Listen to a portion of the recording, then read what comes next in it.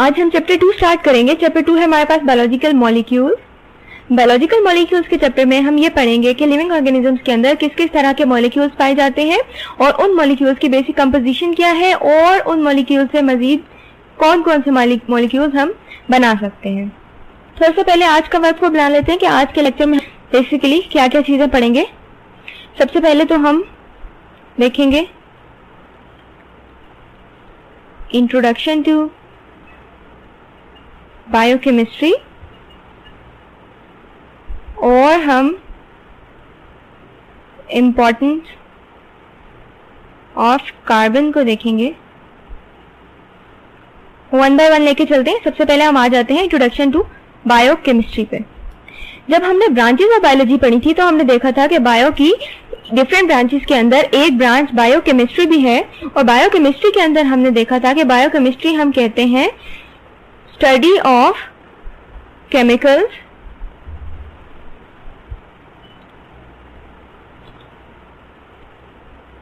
Present in living organisms, यानी कि living organisms के अंदर जितने भी केमिकल्स होते हैं, केमिकल प्रोसेसेस होते हैं, उनको जब हम पढ़ते हैं तो वो हम कहते हैं कि वो है बायोकेमिस्ट्री, लिविंग ऑर्गेनिजम्स।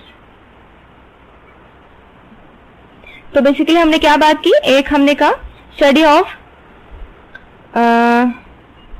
एक हमने कहा study of chemical components, chemical components and study of chemical processes.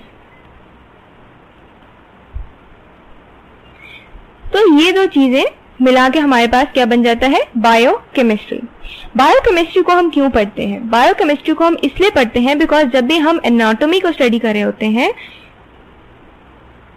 या फिर हम फिजियोलॉजी को स्टडी कर रहे होते हैं। एनाटॉमी में हमने कहा था कि इंटरनल स्ट्रक्चर और फिजियोलॉजी जो है उसके अंदर हमने डिफरेंट फंक्शंस कहे थे कि लिविंग ऑर्गेनिजम्स के अंदर कौन कौन से फंक्शंस पाए जाते हैं। जब हम इनको स्टडी कर रहे होते हैं तो उसके लिए हमारे पास केमिकल्स का या फिर कंपोजिशन का नॉलेज होना बहुत जरूरी है।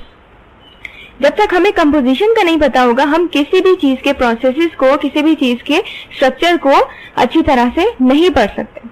तो यही वजह है कि हमारे बॉडी के अंदर जितने भी प्रोसेसेस होते हैं, जैसे कि फोटोसिंथेसिस है, जैसे रेस्पिरेशन है, डाइजेशन है, मसल कॉन्ट्रैक्शन है, ये तमाम के तमाम प्रोसेसेस को जब भी हम पढ़ते हैं हम उनको बायोकेमिकल टर्म्स में पढ़ते हैं।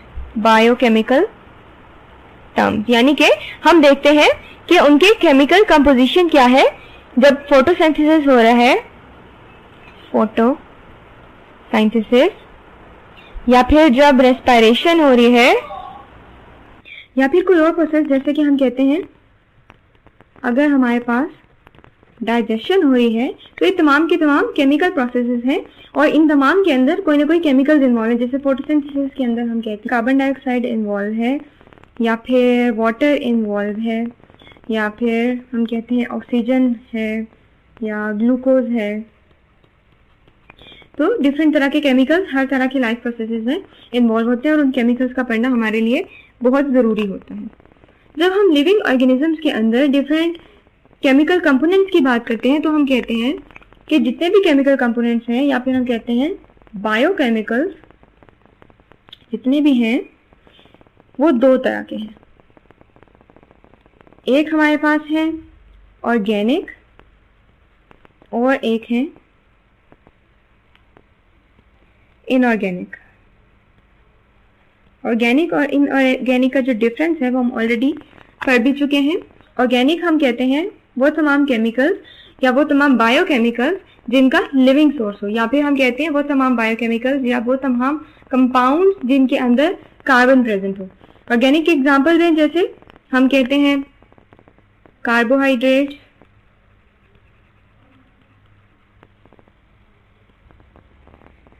या फिर प्रोटीन्स, न्यूक्लिक एसिड्स,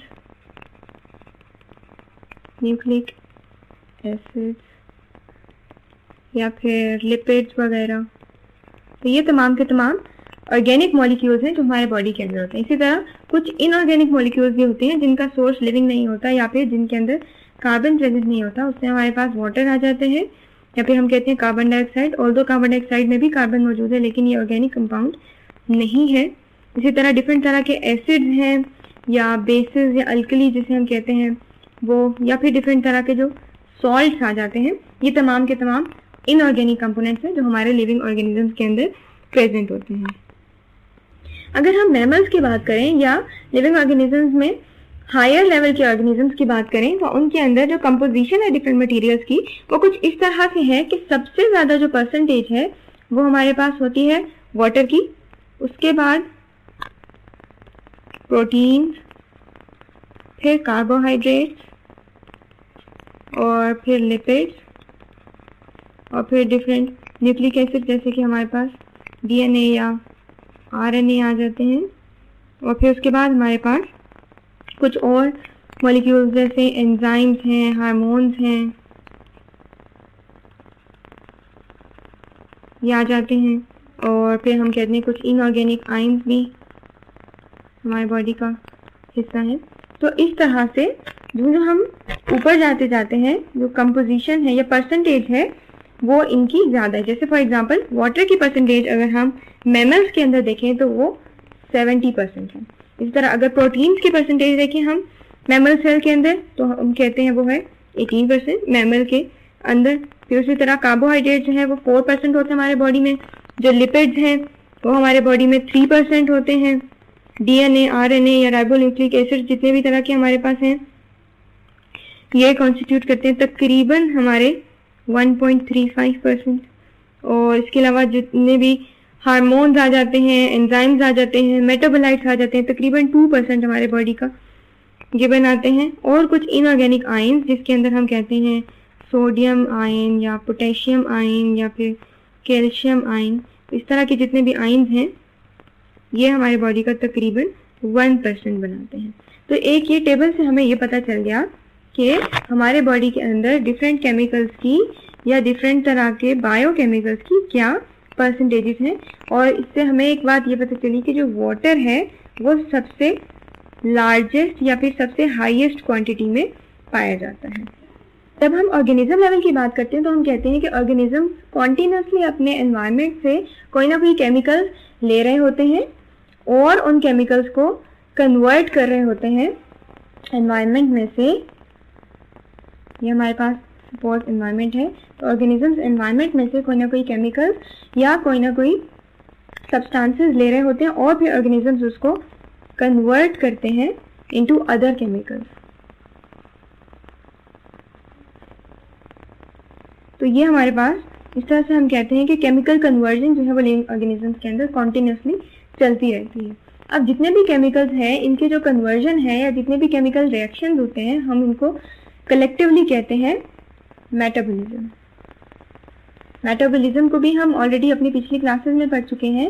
मेटाबॉलिज्म क्या है? मेटाबॉलिज्म को हम इस तरह से डिफाइन करते हैं कि sum of all the chemical activities, all the chemical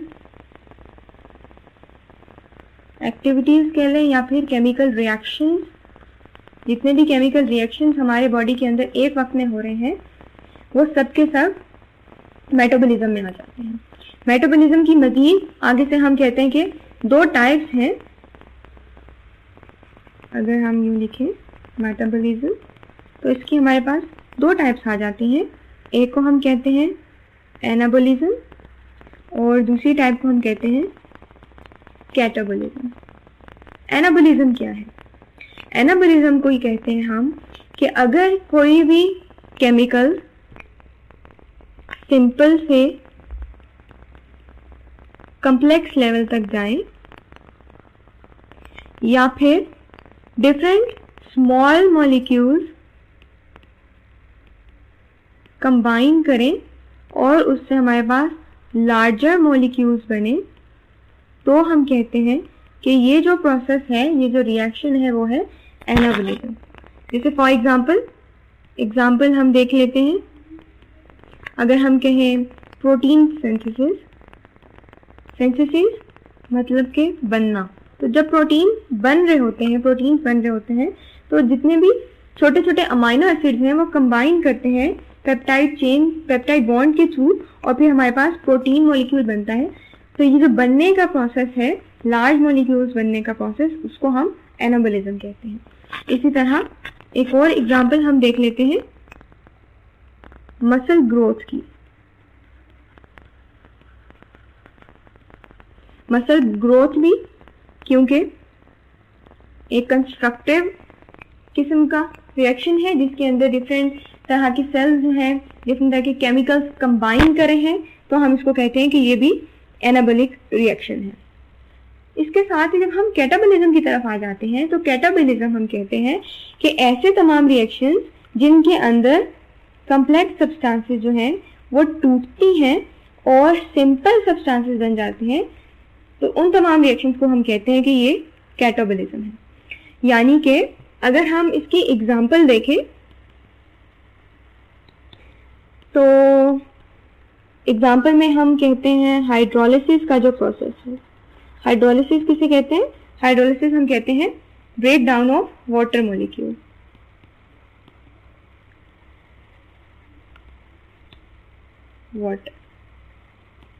water molecule जब टूटता है उस प्रोसेस को हम हाइड्रोलिसिस कहते हैं। और क्योंकि ये डिस्ट्रक्टिव रिएक्शन है, यानी कि वाटर मॉलिक्यूल टूट गया है, ब्रेक डाउन हो चुका है उसका, इसलिए हम ये कहते हैं कि ये एक कैटाबॉलिक रिएक्शन है। उसी तरह अब हम एक बहुत अच्छी एग्जांपल है हमारे पास डाइजेशन की।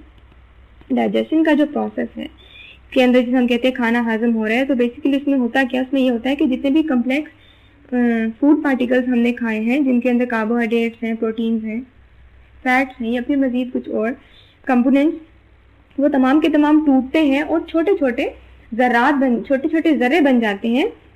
अब वो जो जर्रे हैं वो मजीद और टूटते जाते हैं जब तक हमारे पास प्रोटीन्स जो है वो अमाइनो एसिड्स में कन्वर्ट ना हो जाएं, या फिर हम कहते हैं कि जो ग्लूकोज है वो छोटे छोटे मजीद स्टार्च के पार्टिकल्स में या स्टार्च मॉलिक्यूल्स में चेंज ना हो जाए।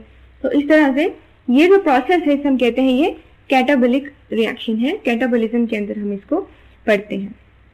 ये तो कुछ तरह के केमिकल रिएक्शंस थे जिनको हमने देखा और हमने पढ़ा कि बायोकेमिस्ट्री बेसिकली क्या है। बायोकेमिस्ट्री में हम डिफरेंट केमिकल्स को पढ़ते हैं और लिविंग ऑर्गेनिजम्स के अंदर जितने भी केमिकल्स पाए जाते हैं, बेसिक केमिकल्स, उनके अंदर प्रोटीन्स आ जाते हैं, कार्बोहाइड्रेट्स, लिपिड्स, फिर न्यूक्लिक एसिड्स में डीएनए, आरएनए आ जाता है, एंजाइम्स हैं, डिफरेंट हार्मोन्स हैं, मेटाबोलाइट्स हैं, फिर ऑर्गेनिक आयंस हैं, इनऑर्गेनिक आयंस है सॉरी, जिसमें सोडियम है, पोटेशियम है, कैल्शियम है, इस तरह डिफरेंट और भी आयंस आ जाते हैं। तो ये बेसिकली कुछ चीज़ें हैं जो हमारे बॉडी को कॉन्स्टिट्यूट करते हैं, हमारे बॉडी को बनाती हैं। इसके बाद हम अपने नेक्स्ट टॉपिक के ऊपर आ जाते हैं जो कि हमारा इम्पोर्टेंस ऑफ कार्बन।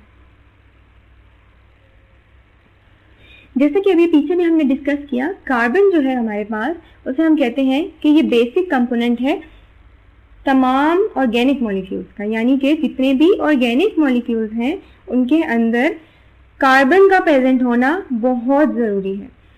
अगर हम कार्बन के स्ट्रक्चर की बात करते हैं तो कार्बन के बारे में हम जानते हैं कि कार्बन के आउटर मोस्ट शेल में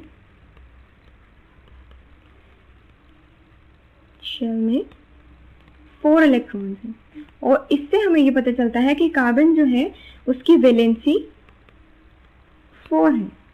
अगर हम इसका स्ट्रक्चर ड्रॉ करें,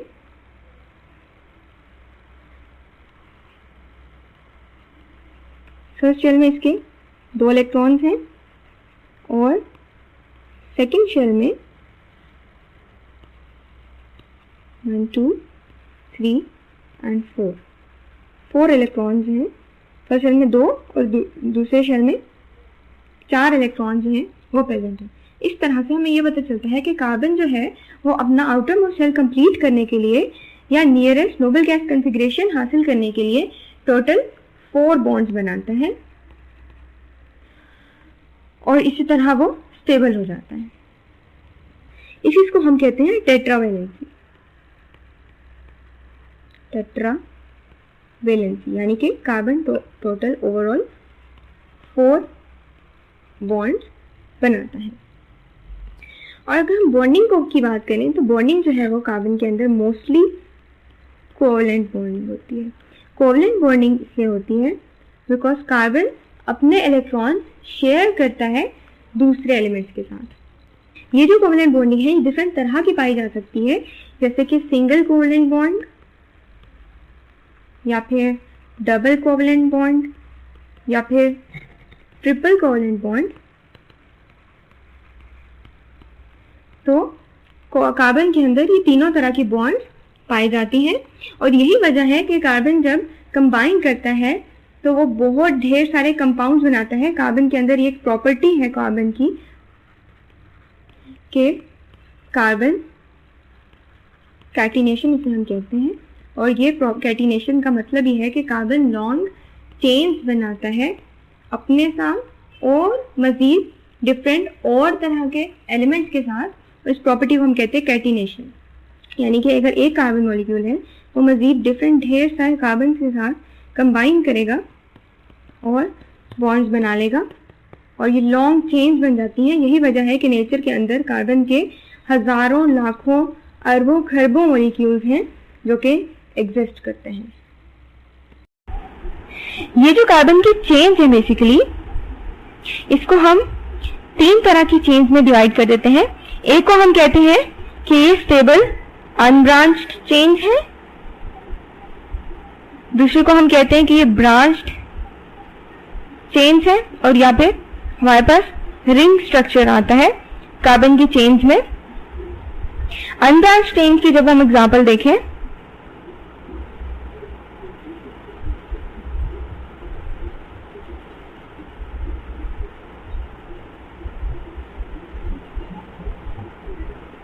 तो अनब्रांच्ड चेन में हम देखते हैं कि कार्बन की लॉन्ग लॉन्ग चेन्स होती हैं जिनकी कोई ब्रांचेस नहीं होती, यानी कि हम इनको लीनियर चेन्स भी कह सकते हैं। जैसे फॉर एग्जांपल हमारे पास यहाँ पे 6 कार्बन का एक स्ट्रक्चर है जिसके साथ different hydrogen elements, hydrogen atoms attach हैं। इसके हर तरफ से हाइड्रोजन एटम्स अटैच हैं।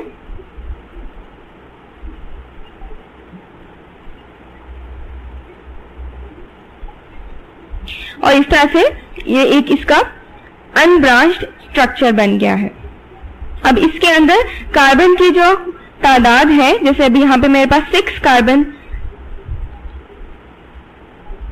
कंपाउंड है, इसी तरह ये जो कार्बन की तादाद है ये 1 से ज्यादा भी हो सकती है, 6 से ज्यादा भी हो सकती है, यानी ये 6, 7, 8, 9, 10, इसके अलावा ये थाउजेंड्स में भी जा सकती है। तो इस तरह से कार्बन की लंबी लंबी चेन से हमारे पास डिफरेंट तरह के एलिमेंट्स बनते हैं, डिफरेंट तरह के कंपाउंड्स बनते हैं।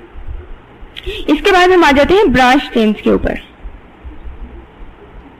कार्बन के अंदर ये प्रॉपर्टी है कि कार्बन अपने ही साथ डिफरेंट तरह की ब्रांचेस बना लेते हैं, क्योंकि कार्बन टेट्रावैलेंट है, इसने 4 बॉन्ड्स बनानी है। तो 4 बॉन्ड्स ये इस तरह से बनाता है कि अपने साथ ही, लेट्स सपोज हमारे पास एक कार्बन है जो कि बाकी 4 और कार्बन के साथ अटैच है और इसके साथ, इन सब के साथ हाइड्रोजन अटैच है।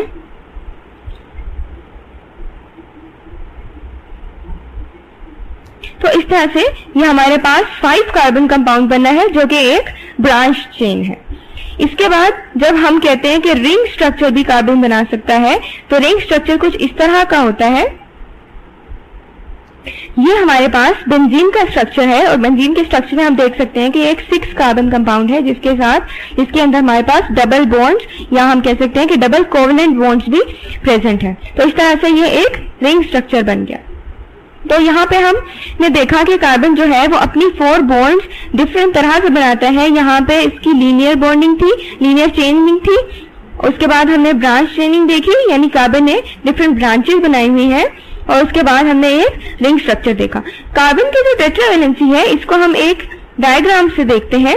इस तरह से है कि दरमियान में हमारे पास एक कार्बन है और ये कार्बन मजीद 4 और कार्बन, या फिर हम ये कह सकते हैं कि 4 और हाइड्रोजन्स के साथ कंबाइन होता है और इन सब के साथ, इस सब की जगह हमारे पास यहाँ पे डिफरेंट हाइड्रोजन एटम्स भी हो सकते हैं, या फिर इसके अलावा हमारे पास किसी भी साइड पे कोई और एटम, जैसे कि हम कहते हैं यहाँ पे नाइट्रोजन हो सकता है, यहाँ पे ऑक्सीजन हो सकता है, कोई भी ग्रुप हो सकता है जो यहाँ पे अटैच हो, और इस तरह से हमारे पास एक टेट्रावैलेंट कंपाउंड बनता है। ये जो 2 एंगल्स हैं टेट्रावैलेंट कंपाउंड के अंदर ये हम कहते हैं ये 109.5 डिग्री का एंगल डिफरेंस है। इसी तरह से अगर यहाँ से यहाँ का एंगल डिफरेंस हम देखें तो वो भी एग्जैक्टली 10105 डिग्री का एंगल होगा। तो इस तरह से हमारे पास कार्बन का स्ट्रक्चर बनता है। अब जब हम इंपॉर्टेंस ऑफ कार्बन को पढ़े हैं तो हमें इसमें यह देखना है कि लिविंग ऑर्गेनिजम्स के अंदर कार्बन किस तरह से प्रेजेंट होता है और वो कौन कौन से कंपाउंड्स हैं जो कार्बन के साथ बनते हैं। लिविंग ऑर्गेनिजम्स में या फिर ऑर्गेनिक कंपाउंड बनाने के लिए कार्बन जो है वो रिएक्ट करता है हाइड्रोजन के साथ, या फिर हम कहते हैं ऑक्सीजन के साथ, नाइट्रोजन के साथ, फॉस्फोरस या फिर सल्फर के साथ, और इन सब के साथ कंबाइन करने से डिफरेंट तरह के हमारे पास सब्सटेंसेस बनते हैं और इसी तरह हमारे पास डिफरेंट लार्ज वैरायटी आ जाती है डिफरेंट ऑर्गेनिक कंपाउंड्स की। जैसे फॉर एग्जांपल कार्बन की हाइड्रोजन के साथ जो बॉन्डिंग है CH बॉन्डिंग, इससे हमारे पास डिफरेंट तरह के लंबे लंबे स्ट्रक्चर, जो लंबे लंबे कार्बन की चेन्स बनती हैं और ये हमारे पास जो CH बॉन्डिंग है बेसिकली इससे हमारे पास एनर्जी आती है।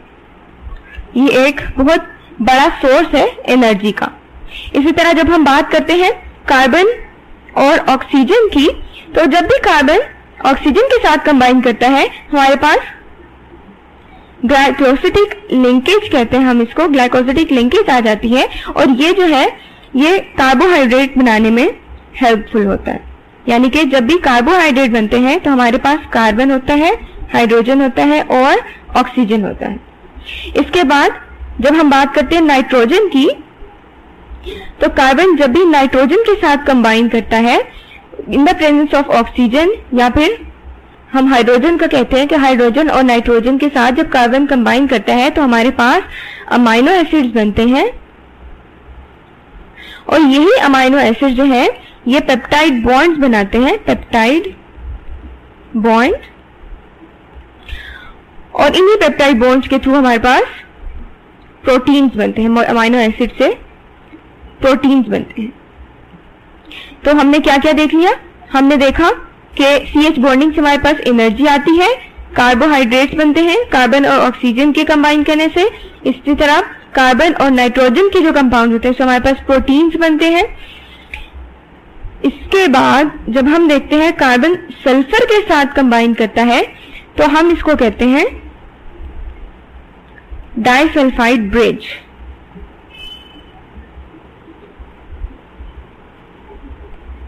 हमारे पास डाइसल्फाइड ब्रिज बनती है और इसी तरह मजीद और जितने भी एलिमेंट्स हैं जैसे फास्फोरस है या कुछ और एलिमेंट जिनके साथ कार्बन कंबाइन करता है और कुछ मजीद मॉलिक्यूल्स बनते हैं। तो हमने देखा ऑर्गेनिक मॉलिक्यूल्स में डिफरेंट तरह की चीजें जैसे कि प्रोटीन्स थी या जैसे हमने पढ़े कि कार्बोहाइड्रेट्स हैं वो किस तरह से बनते हैं।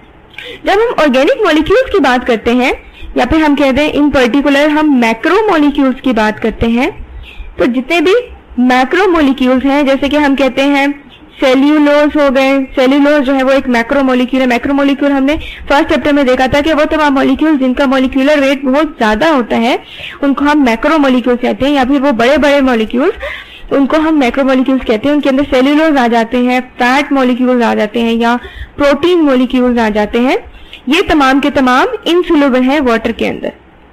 वाटर के अंदर ये डिसॉल्व नहीं होते, इनसोल्यूबल इन वाटर।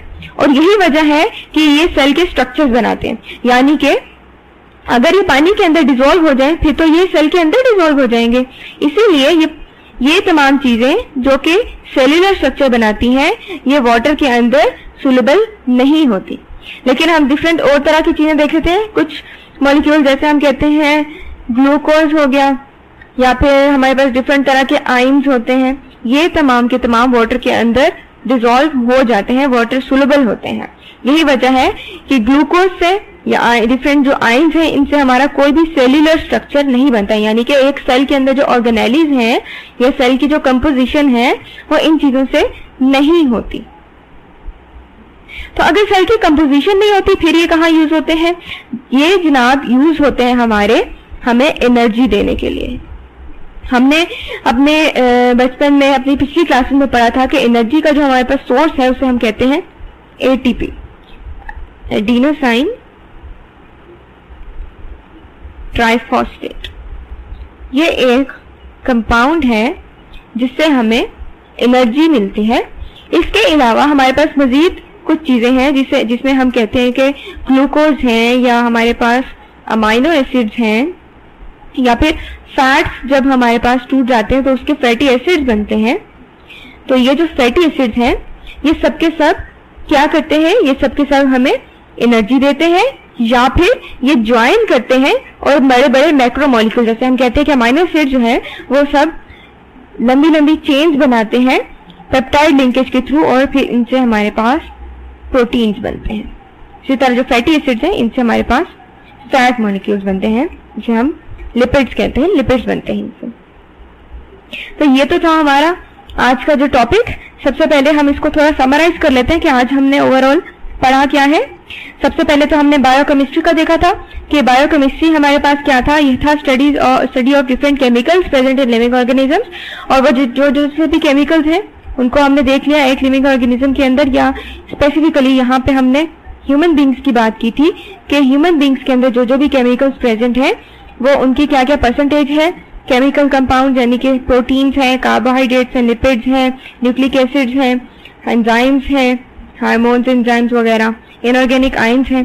तो ये कुछ केमिकल्स हैं, इनकी कंपोजिशन हमने देखी, हमारे बॉडी के अंदर कितनी परसेंटेज पाई जाती है। उसके बाद हमने मेटाबॉलिज्म को डिस्कस किया। मेटाबॉलिज्म हमने कहा कि sum of all the chemical reactions, all the chemical activities present in an organism. Metabolism में फिर हमने कहा कि इसकी आगे से दो टाइप्स हैं, एक है एनाबॉलिज्म, कैटाबॉलिज्म, इसको हमने डिटेल में देखा। उसके बाद फिर हमने कार्बन की इंपॉर्टेंस देखी कि लिविंग ऑर्गेनिज्म के जितने भी लिविंग ऑर्गेनिज्म हैं उनके अंदर जितने भी ऑर्गेनिक कंपाउंड्स हैं वो सब के सब कार्बन से मिलकर बने हैं। तो कार्बन में ऐसा क्या है जो इतने ज्यादा कंपाउंड उससे मिलकर बन जाते हैं, उसके लिए फिर हमने कार्बन के स्ट्रक्चर को देखा। फिर हमने कार्बन की बॉन्डिंग देखी किस तरह से होती है। कार्बन की एक प्रॉपर्टी जो है कैटिनेशन, इसको हमने डिस्कस किया। इसकी डिफरेंट तरह की जो चेन्स बनती हैं हमने उनको देखा। उसके बाद फिर हमने कार्बन के स्ट्रक्चर के बाद फिर हमने देखा कि कार्बन किन किन एलिमेंट्स के साथ कंबाइन करता है और डिफरेंट तरह के हमारे पास कंपाउंड्स बनते हैं, जैसे कार्बोहाइड्रेट्स हैं, प्रोटीन्स हैं, इसी तरह और जितने भी कंपाउंड्स, जैसे हमने डाइसल्फाइड ब्रिज की बात की।